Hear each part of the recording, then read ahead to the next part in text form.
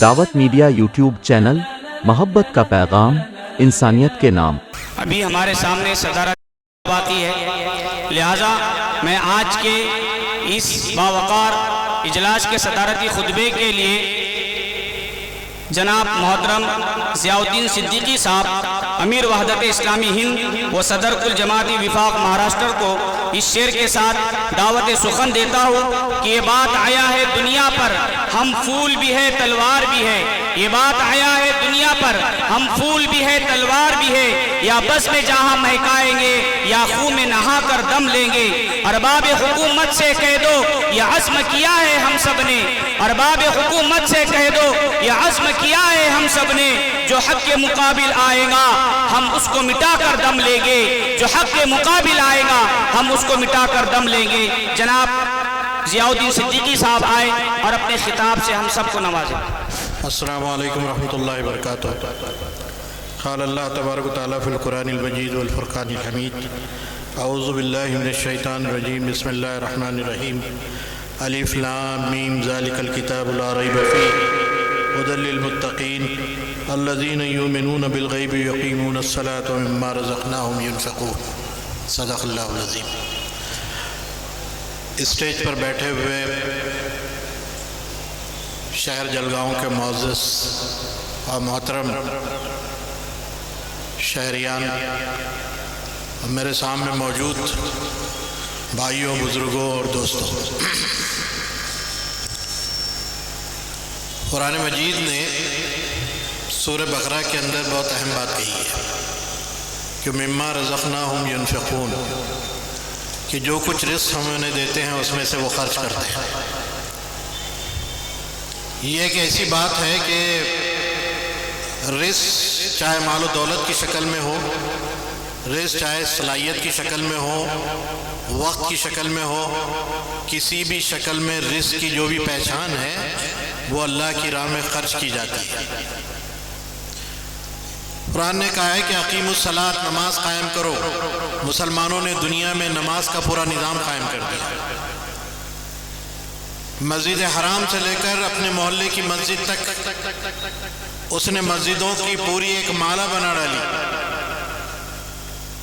اس میں اماموں کا، مؤذنین کا، مؤذن کا، اس میں صفائی کا، طہارت کا پورا نظم انہوں نے کیا۔ انہیں حکم دیا گیا ہے کہ واتو زکوٰۃ، زکوٰۃ کو قائم کرو، تو انہوں نے اس کا پورا نظام بنا ڈالا۔ بیت المال کا ہر درجے اور ہر جگہ انہوں نے منظم انداز میں کام کرنے کی کوشش کی، اس کے ذریعے سے اس کام کو آگے بڑھایا۔ واتو زکوٰۃ کے اندر جو قسمیں ہیں کچھ تو متعین ہے اور کچھ غیر متعین ہے۔ جو غیر متعین ہے اس میں ایک شکل وقف کی بھی ہے، اور دنیا میں وقف ایک ایسا پیکولر نظم ہے مسلمانوں کا جو کسی اور کمیونٹی اور کسی اور مذہب کے پاس نہیں ہے، کہ اللہ کے لیے کوئی چیز وقف کر دی جائے، وہ ختم بھی نہ ہو، وہ لیکویڈیٹ بھی نہ کی جائے، نہ کسی کو دی جائے، لیکن اس سے ہونے والی جو انکم جنریٹ ہوتی ہے اس سے لوگوں کی مدد کی جائے۔ بہت بعد میں ٹرسٹ وغیرہ کے کنسپٹ نے اس پورے وقف کے کیریکٹر کو ایڈاپٹ کیا ہے، ورنہ دنیا میں یہ پہلا کنسپٹ ہے لوگوں کی خدمت کا، سماجی معاملات کو حل کرنے کا، مذہبی معاملات کو لے کے چلنے کا، لوگوں کی مدد کرنے کا، چاہے ان کی صحت کے معاملات ہوں، ان کی تعلیم کے معاملات ہوں، ان کی غربت کے معاملات ہوں، ان کو حل کرنے کا ایک سب سے بہترین نسخہ وقف کی شکل میں مسلمانوں کے حوالے سے دنیا کو ملا ہے۔ اور وقف صرف پراپرٹیز کا نام نہیں ہے، وقف صرف انکم جنریٹ کرنے والی پراپرٹیز کا نام نہیں ہے، بلکہ سہولت دینے والی ہر اس چیز کا نام ہے جو انسانوں کو فائدہ پہنچاتی ہے۔ وہ کھیت و کھلیان ہزاروں لاکھوں ایکڑ زمین صرف وقف نہیں ہے، بلکہ وہ وقف ہماری مسجدیں بھی ہیں جہاں ہم اپنی جبینوں کو خاکالود کر کے اللہ کے حضور سجدہ ریز ہوتے ہیں۔ وہ قبرستان بھی ہیں جہاں مرنے کے بعد مردہ دفن ہوتا ہے۔ وہ خانقاہیں ہیں، وہ عاشور خانے ہیں جہاں مجلسیں ہوتی ہیں، یہ سب وقف میں ہیں۔ اور پھر وقف راجاؤں اور مہاراجاؤں نے ہی نہیں کیا ہے، وقف غریبوں نے بھی کیا ہے۔ اگر آپ کہیں گے کہ شاہی مسجد دلی یہ شاہجہاں نے وقف کیا ہے اللہ کے لیے، یہ بات تو صحیح ہے، ان کے وزیروں نے کیا ہے۔ کئی مسجدیں، کئی خانقاہیں اور کئی سرائیں اور کئی قبرستان ملک کے بڑے بڑے لوگوں نے وقف کیے ہیں، لیکن ان میں غریبوں نے بھی وقف کیے ہیں۔ جامع مسجد بامبے کا واقعہ کسی صاحب نے مجھے بتایا تھا کہ ایک جمعہ میں اس کے کچھ زمین کے ایک ٹکڑے کو خریدنے کے لیے یا اوپر چھت ڈالنے کے لیے اعلان ہوا کہ لوگ اس میں چندہ دیں۔ نیز جمعہ کو ایک غریب ایک پوٹلی لے کر پہنچا۔ امام صاحب نے انکوائری کی کہ کیا ہے، انہوں نے کہا کہ لاسٹ جمعہ کو جو آپ نے اعلان کیا تھا وہ میں لے کر آیا۔ اس کی حالت دیکھ کر امام صاحب نے کہا کہ تم خود اتنے غریب ہو اور یہ کیسے مدد کر سکتے ہو؟ تو انہوں نے کہا کہ امام صاحب گھبرائیے نہیں، یہ میرے خون پسینے کی کمائی ہے جو میں آپ کو دے رہا ہوں۔ انہوں نے پوچھا کہ کرتے کیا ہو؟ کہا کہ ویٹی کے اطراف کوڑا کرکٹ جمع کرتا ہوں، فٹ پاتھ پر سوتا ہوں، میری بیوی اور میں بوڑھے ہو گئے ہیں اور میں نے یہ ٹکا ٹکا ایک ایک پیسہ جمع کیا ہے حج جانے کے لیے، لیکن آپ نے پچھلے جمعہ کو اعلان کیا تھا مسجد کو کچھ چیز خریدنے کے لیے، میں اس کے لیے یہ امانت آپ کے حوالے کرنے والا ہوں۔ صرف شاہوں نے وقف نہیں کیا ہے، کوڑا کرکٹ جمع کرنے والے غریبوں نے بھی وقف کیا ہے اپنے پیسے کو، زمینوں کو اور جائیدادوں کو، تاکہ امت کے اور انسانوں کے وہ تمام کام ہو سکے جو وہ اس کے ضرورت مند ہیں۔ بھارت میں وقف سلطنت پیریڈ سے آیا ہے، بھارت میں وقف سلطنت پیریڈ سے آیا ہے، شہاب الدین غوری کے زمانے سے شروع ہوا ہے، اور دنیا میں سب سے بڑا وقف بھارت کے اندر ہے۔ 8,40,000 پراپرٹی ہے وقف کی بھارت میں۔ زمین کو ایکڑ میں گنے جائے تو 9.5 لاکھ ایکڑ زمین ہے بھارت میں۔ اگر موجودہ قیمت نکالی جائے تو 1.5 سے 2.25 لاکھ کروڑ کی جائیداد ہے۔ تقریباً 1.5 سے 2.25 لاکھ اور 2 لاکھ کے قریب، یہ 2 لاکھ کروڑ کی جائیداد ہے مسلمانوں کی، جو انہوں نے خون پسینے کی کمائی سے حاصل کر کے اللہ کے لیے وقف کیا۔ اور مفتی صاحب نے جیسے بتایا کہ 1923 میں، 1954 میں، 1995 میں، 2013 کے اندر اس میں امینڈمنٹ کیے گئے، قانون بنایا گیا، لیکن 2014 کے بعد جب یہ پولیٹیکل رجیم آئی ہے اس نے پورے نقشے کو بدل دیا ہے۔ انتقام کی ایک ایسی ہوس ان کے دلوں کے اندر ہے، یہ ان کی زبانوں پہ ہے، اس سے زیادہ دلوں کے اندر ہے۔ یہ قانون کے ذریعے سے انتقام لے رہے ہیں، اور کن سے انتقام لے رہے ہیں؟ مغلوں کے زمانے کی کہانیاں سنا کر اس غریب عبدل سے انتقام لے رہے ہیں جو اس وقت زمین پہ پمچر بناتا ہے۔ اور یہ بات بھی ہمیں کہنے کی ضرورت ہے، یہ عبدل جو پمچر بناتا ہے یہ رزق حلال کی تلاش کر کے حاصل کرتا ہے، غریب ہونے کے باوجود کسی کا مال لوٹتا نہیں ہے، کسی کی پراپرٹی پہ لال دیدے نہیں کرتا ہے۔ اور دنیا کا سب سے زیادہ دولت مند انسان بامبے کے اندر یتیموں کی دی ہوئی زمین کو، یتیموں کے لیے دی ہوئی زمین کو اپنا گھر بنا کے رہ رہا ہے۔ کیا جواب دیں گے یہ لوگ؟ ایسے کئی بنگلوز وہ بنا سکتے ہیں، لیکن دنیا دیکھ رہی ہے کہ یتیموں کی زمین پر انکروچ کر کر جو لوگ بنگلو بناتے ہیں وہ آج عبدل کو پمچر بنانے کا تانا دیتے ہیں۔ غلط فہمیاں پیدا کی جاتی ہیں۔ غلط فہمی یہ پیدا کی جاتی ہے کہ دیکھیے وقف بورڈ نے ایسا کیا ہے، اس میں کرپشن ہو رہا ہے، اس میں مافیا لوگ بیٹھے ہیں۔ بھائی صاحب، وقف اور وقف بورڈ میں فرق ہے، اس کو ہمیشہ سمجھیے کہ وقف الگ چیز ہے اور وقف بورڈ الگ چیز ہے۔ موجودہ قانون وقف کو ختم کر رہا ہے، وقف بورڈ کے ذریعے سے وقف کو ختم کرنے کا موجودہ قانون میں یہ پروویژن ہے کہ اس کو ختم کر دیا جائے۔ اس لیے مسلمانوں کو سمجھنا چاہیے کہ وقف بورڈ کو الگ دیکھا جائے اور وقف کو الگ دیکھا جائے۔ جب وقف ہی باقی نہیں رہیں گے تو کیا ہوگا؟ آپ کیا سمجھتے ہیں یہ مسجد وقف کے تحت نہیں ہے، یہ قبرستان وقف کے تحت نہیں ہے، یہ عاشور خانے وقف کے تحت نہیں ہے، یہ درگاہیں اور خانقاہیں وقف کے تحت نہیں ہیں؟ اگر وقف ختم ہو جائیں گے تو سب ان کی باری بھی آئے گی ایک ایک کر کے۔ سمرقند اور بخارا کے اندر مسجدیں ختم ہوئی ہیں وقف کے ختم ہونے کے بعد۔ حکومت نے وقف کو ختم کیا اور پھر مسجدوں کے نمبر لگائے ہیں، پھر قبرستانوں کے نمبر لگائے ہیں، اور آپ سب جانتے ہیں کہ یہ قانون نافذ ہوتا ہے جو بہت امید کا نام دیا جا رہا ہے کہ امید ہے، یہ نا امیدی پیدا کرے گا مسلمانوں کے اندر۔ مسلمانوں کے زندوں کو نماز پڑھنا مشکل ہو جائے گا اور مسلمانوں کے مردوں کو دفن ہونا مشکل ہو جائے گا۔ یہ مسجدیں جب مسلمانوں کے ہاتھ سے چلی جائے گی تو نماز کہاں پڑھیں گے مسلمان؟ گھروں میں پڑھیں گے۔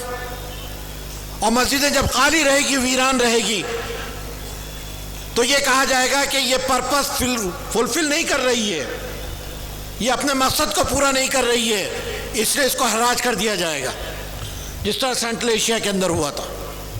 اور مسجدیں نیلام کر دی جائے گی، لینے والے امبانی اور اڈانی ہوں گے، یہ لوگ ان مسجدوں کو خریدیں گے اپنے مقاصد کے لیے، کاروبار کے لیے، اور اس کو استبل شراب خانوں، ہوٹلوں کے اندر تبدیل کریں گے۔ یہ وقت آنے والا ہے، میں اس کے بعد یہ قانون میں جس طرح جکڑ بندی ہے یہ ہمیں اس طرف لے جا رہی ہے کہ ہمارے ہاتھ سے مسجدیں جائیں گی۔ یہ ہزاروں ایکڑ زمین جو قبرستان کی ہے یہ بڑے بڑے ٹھیکیدار خریدیں گے، اور اگر قبرستان کا اسٹیٹس باقی رکھا بھی جائے گا تو یہ 2.5x6 کی زمین کو لاکھوں لاکھ روپے میں بیچیں گے۔ مردے باہر رکھے جائیں گے، جب تک اس کی قیمت وصول نہیں ہوگی کوئی غریب کا مردہ اس میں دفن نہیں ہوگا۔ یہ دن آنے والا ہے، یہ قانون نے وہ پروویژن رکھے ہیں جس کے نتیجے میں یہ سب ہو رہا ہے۔ تو یہ غلط فہمی ہمیں دور کرنی چاہیے کہ وقف بورڈ جو ہے وہ وقف ہے، وقف الگ چیز ہے اور وقف بورڈ الگ چیز ہے۔ وقف بورڈ گورنمنٹ نے بنایا ہے۔ اگر وہ لوگ کہتے ہیں کہ کرپشن ہے تو گورنمنٹ کے نمائندوں کا کرپشن ہے، ان کے نامزد نمائندوں کا کرپشن ہے۔ مافیا بیٹھا ہوا ہے تو گورنمنٹ نے ان کو نامینیٹ کیا ہے، اور وہ مافیا وہ کام کر رہا ہے جو گورنمنٹ چاہتی ہے۔ مسلمانوں نے تو کچھ نہیں کیا ہے۔ اس لیے اگر ریفارم کرنا چاہتے ہیں تو بہتر لوگوں کو لانے کی کوشش کیجیے، لیکن وہاں تو کوئی دوسری چیز ہے۔ وہاں تو کہتے ہیں کہ غیر مسلم لائے جائیں گے، اور غیر مسلم لائے جائیں گے تو مسلمان کتنے ہوں گے اس کی کوئی گارنٹی نہیں ہے۔ وہاں کہتے ہیں کہ 2 خواتین ہوگی، یہ خواتین مسلم ہوگی یا غیر مسلم ہوگی اس کی کوئی گارنٹی نہیں ہے۔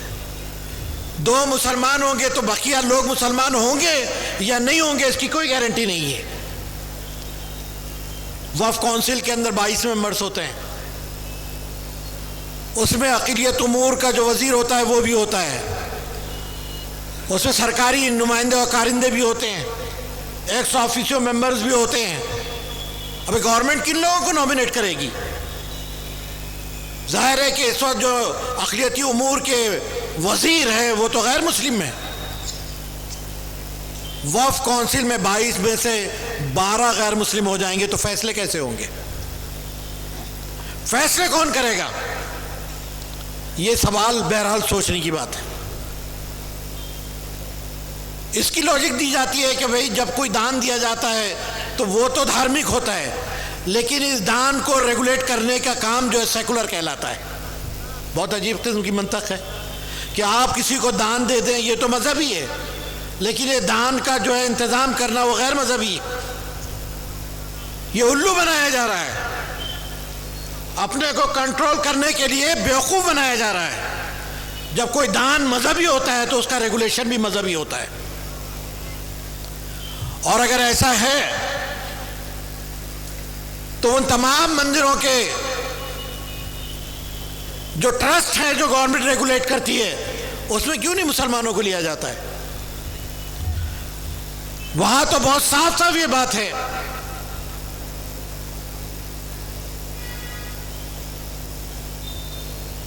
کہ جموں کشمیر کا جو ایک گورنر، جب ایک مسلمان نام اس کے سامنے آیا، یہ تاریخ ہے، میں بتا رہا ہوں آپ کو، ایک مسلم گورنر بنانے کے لیے ایک مسلمان کا سامنے آیا،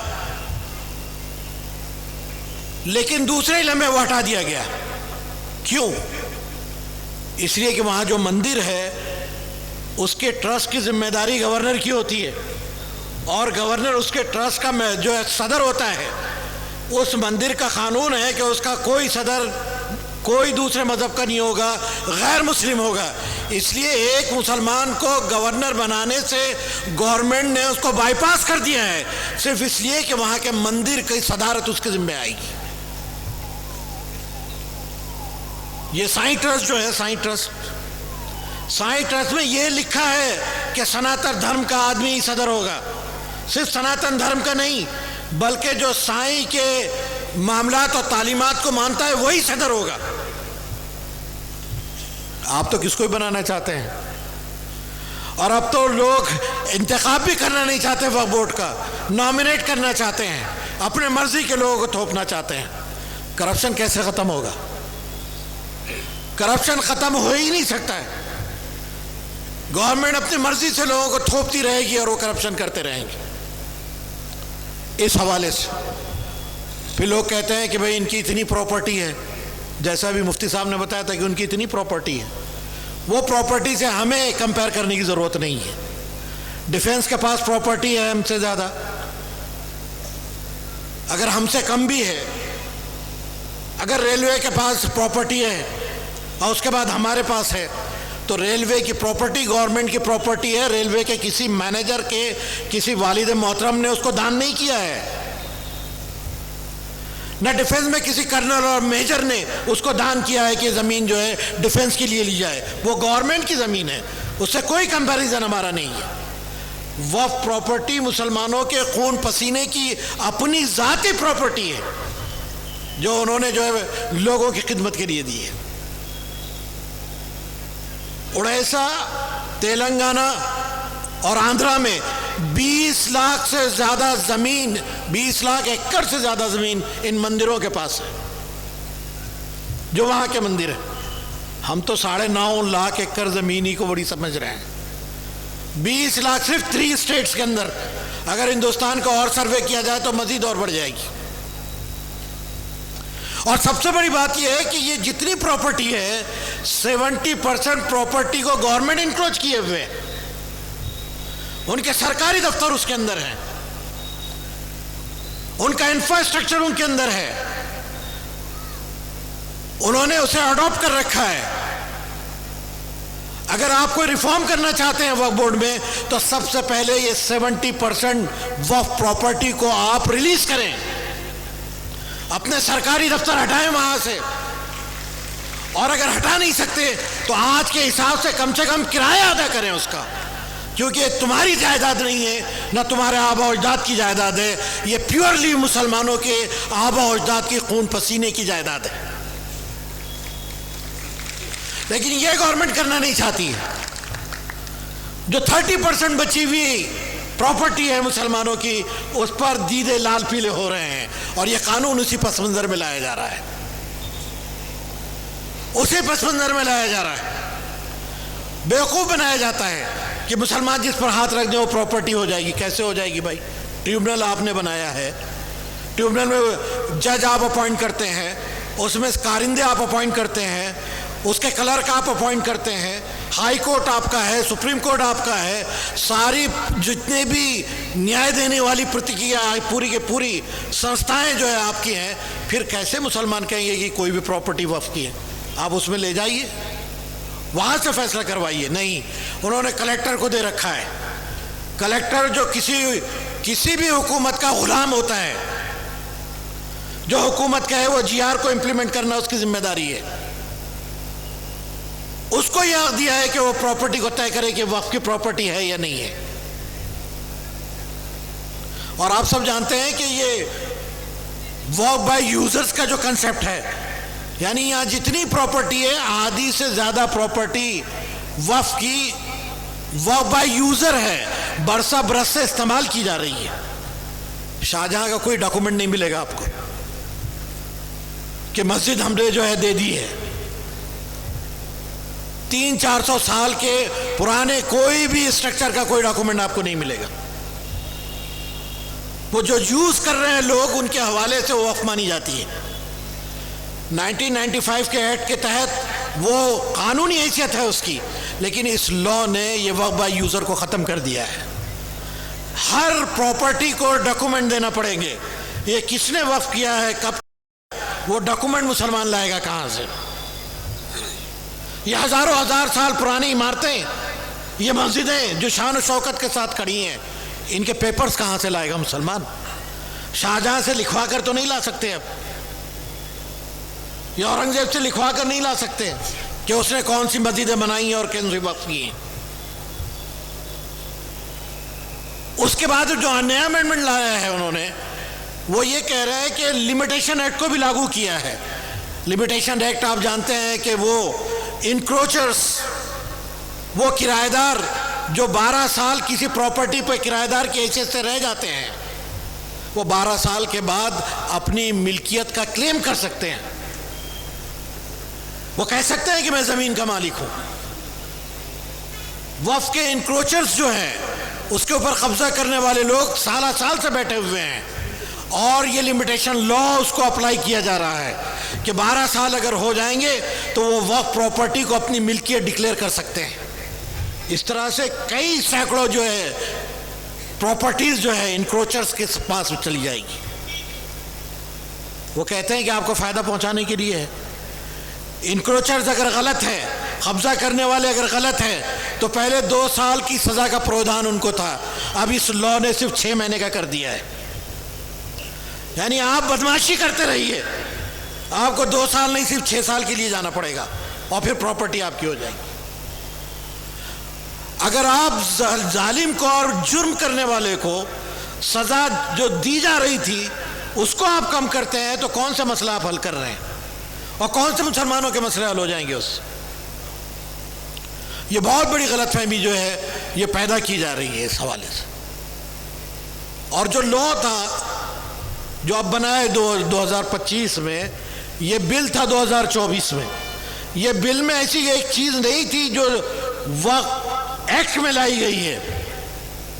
آرٹیکل 3D ایس لایا گیا ہے, جس کے تحت سے بتایا گیا ہے کہ جو پراپرٹی کو اگر 100 سال ہو جائیں وہ مونومنٹ مانا جائے گا, اور مونومنٹ مانے جانے کے نتیجے میں وہ آرکولوجیکل سروے آف انڈیا کے تحت آ جائے گا, اور جو property archaeological survey of India کے تحت آ جائے گی اس کا وقف سٹیٹس ختم ہو جائے گا.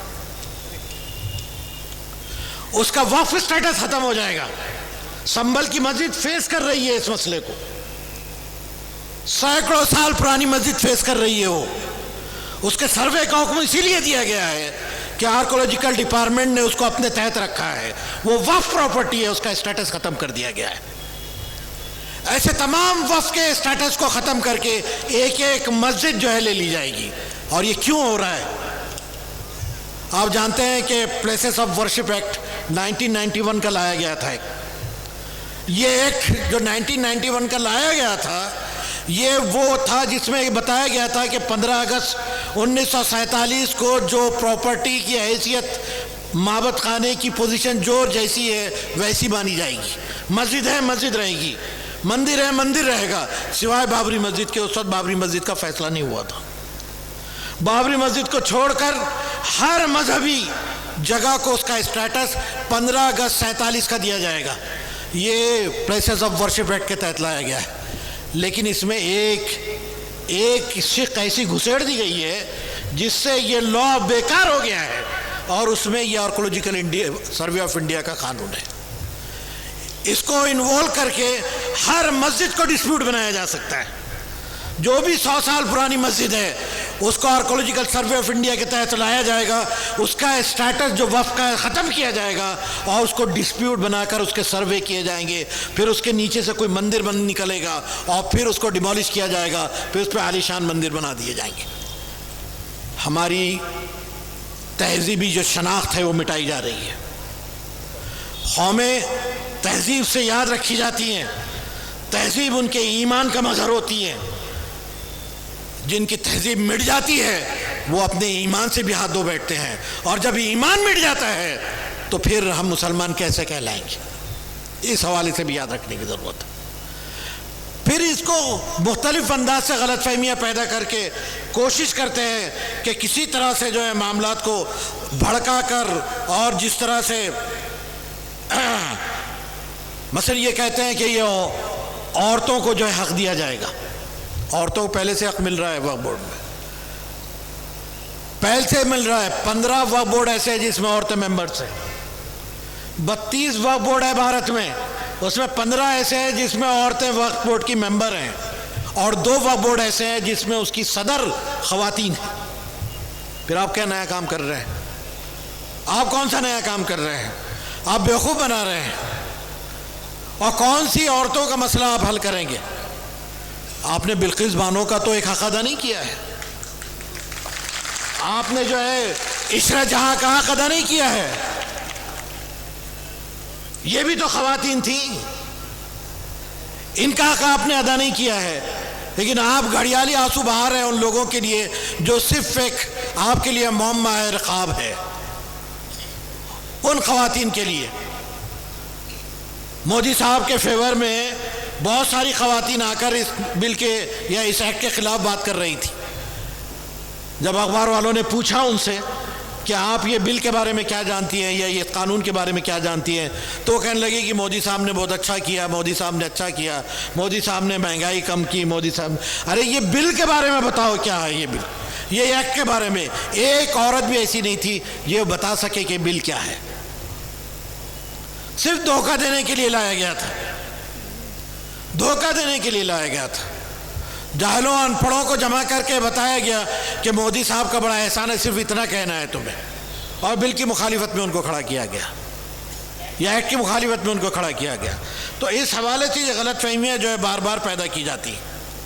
ایک زمانہ تھا فسادات ہوتے تھے, ایک زمانہ تھا موب لنچنگ ہوتی تھی, ایک زمانہ تھا گرفتاریاں ہوتی تھی, یو اے پی اے لگتا تھا, ٹاٹا پوٹا یہ سب لگتے تھے, اور لوگوں کو برسا برس جیلوں کے اندر بھرتی کر دیا جاتا تھا. لیکن اس سے کچھ ملا نہیں انہیں, اور بدنام ہوئے. تو مسلمانوں کو سنگل آؤٹ کرنے کے لیے, انہیں حاشیے کی طرف دھکیلنے کے لیے, انہیں کارنر کرنے کے لیے ایک نیا ڈیزائن کیا گیا ہے. اور یہ ڈیزائن یہ ہے کہ قانون کے ذریعے سے ان کی شناخت کو مٹا دو. یہ قانون اسی لیے لائے جا رہے ہیں, یہ سی اے کا قانون, یہ این آر سی کا قانون, یہ طلاق ٹرپل طلاق کا قانون, یہ لایا اس لیے جا رہا ہے کہ ان کی شناخت دھیرے دھیرے ختم ہو. یہ وقف کا قانون اسی لیے لایا جا رہا ہے, اور اتنے آگے کی منصوبہ بندی ہے کہ شریعت کے بہت سارے قوانین بنا کر مسلمانوں کے خلاف یہ کام کریں گے. اس حوالے سے اس میں اویئرنیس کی ضرورت ہے, اویئرنیس کی ضرورت ہے, اور مل جل کر اس کو فائٹ کرنے کی ضرورت ہے. اگر ہم نہیں کر سکے تو شاید ہماری آنے والی نسلیں ہمیں معاف نہیں کریں گی. یہ ہماری نسلیں جو آج ہمیں بہت معصوم نظر آتی ہیں, یہ نسلیں جنہیں ہم ٹوٹ کر پیار کرتے ہیں, جو ہمارے دل و جگر ہیں, نور نظر ہیں, یہ نسلیں کس طرح پروان چڑھے گی ان فیوچر میں, اس پر کوشچن مارک پیدا ہوتا ہے. اگر ہم نے بیداری کا ثبوت نہیں دیا تو یہ نسلیں دور کھڑے رہ کر ہم دیکھ سکتے ہیں کہ ان کے ہاتھ میں کشکول ہوں گے اور یہ بھیک مانگتے ہوئے لوگ ہوں گے. ان حوالوں سے سمجھنے کی کوشش کیجئے, اور یہ کوشش کیجئے کہ اپنی جو ضرورتیں ہیں اس کو آگے پیچھے کیجئے, لیکن امت کے اور ملت کے اس کام کو ترجیح دیجئے. وقف کے وہ لوگ ہیں جو حفاظت کر رہے ہیں. تاریخ کا دھارا اور تاریخ کا پہیہ جو گھوم رہا ہے نا, اس پر غور کیجئے گا. اس دور میں بھی تاریخ کا پہیہ گھوم رہا ہے. ذرا مڈل ایسٹ کی طرف نظر اٹھا کر دیکھیے، وہ بھی وقف کی حفاظت کر رہے ہیں. مسجد اقصی وقف ہے، مسجد براق وقف ہے، مسجد عمر وقف ہے، مسجد عیسیٰ وقف ہے. ان وقوف کی حفاظت، اوقاف کی حفاظت کی جا رہی ہے. اور یہ حفاظت میں سمجھ رہا ہوں، یہ پانی نہیں چٹھی ہے، یہ وقف ہے. اور جو لوگ اس کی حفاظت کر رہے ہیں وہ کیسے کر رہے ہیں آپ دیکھیں. بومبنگ ہو رہی ہے. 2 جنگ عظیم ہوئے ہیں، اس میں اتنا بارود نہیں ڈالا گیا جتنا بارود ان لوگوں پہ ڈالا گیا ہے. 48 ٹن 48 ٹن بارود جو ڈالا گیا ہے ان 1.5 سالوں کے اندر. 63,000 سے زیادہ جو ہے شہادتیں ہیں اور 1.5 لاکھ سے زیادہ زخمی ہیں. اور اب بھی بھوک مری کی کیفیت ہے، لیکن وہ کسی سے گلہ نہیں کرتے. انہوں نے آپ کو برا نہیں کہا ہے کہ کیا کر رہے ہو تم لوگ. وہ کہتے کہ حسبنا اللہ نعم الوکیل نعم المولا و نعم النصیر، اللہ ہمارے لیے کافی ہے. وہ جب کوئی شہید ہوتا ہے تو مٹھائی بانٹتے ہیں. کسی کی موت پہ مٹھائی بٹتے ہوئے دیکھیے آپ نے. سکے کا رخ بھی دیکھیے گا کہ جو لوگ حفاظت کر رہے ہیں اوقاف کی وہ اس رول کو پلے کر رہے ہیں.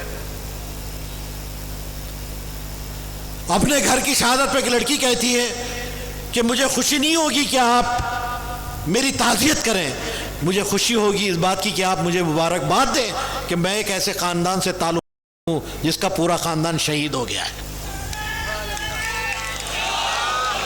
اور اس سے بڑھ کے بات کہوں آپ سے، ایک لڑکی فلسطین کے اندر، ایک لڑکی نقاب ڈال کر جا رہی تھی، ایک اسرائیلی نقاب کھینچا، اس نے ریزسٹ کیا، اس کو غصہ آ گیا، اسرائیلی نے گولی مار دی، لڑکی شہید ہو گئی. ایک نوجوان جا رہا تھا، اس کو غصہ آیا، اس نے اس لڑکی کا انتقام لیا اور اس فوجی کو قتل کر دیا. فوجیوں نے دیکھا کہ اس کا ساتھی مارا گیا ہے تو اس لڑکے کو 0 پوائنٹ سے جو ہے شوٹ کر دیا.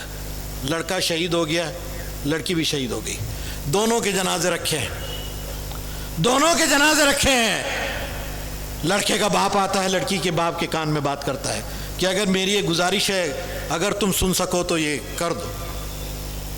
وہ کہتا ہے کہ کیا گزارش ہے؟ وہ کہتا ہے کہ میرے بیٹے کا رشتہ اپنی بیٹی سے طے کر دو اور نکاح پڑھا دو. کبھی آپ نے دیکھا ہے کہ نکاح کی اور شادی کی باتیں کہاں ہوتی ہیں؟ جنازے رکھے ہوئے ہیں، نکاح ختم ہو جاتے ہیں، شادیاں ٹوٹ جاتی ہیں، ختم ہو جاتی ہیں. جنازوں کا انتظام پہلے کرنا پڑتا ہے. لیکن وہ لوگ کس خمیر سے بنے ہیں اس کا اندازہ کیجئے کہ لاشیں پڑے ہوئے ہیں اور اب بیٹے کا رشتہ مانگا جا رہا ہے لڑکی والوں سے، اور دونوں کا نکاح ہوتا ہے، اس کے بعد تدفین ہوتی ہے. مجھے نہیں معلوم کہ ان کا ملن کہاں ہوگا، لیکن میں اتنا ضرور جاتا ہوں کہ اللہ تعالیٰ جنت میں ان کا سارا انتظام کرے گا. اس تحفظ اوقاف کو بھی دیکھیے گا، اس تحفظ کو بھی دیکھیے گا اور اپنی آفت کو بھی دیکھیے گا. ہم کتنے سہل پسند ہو گئے ہیں.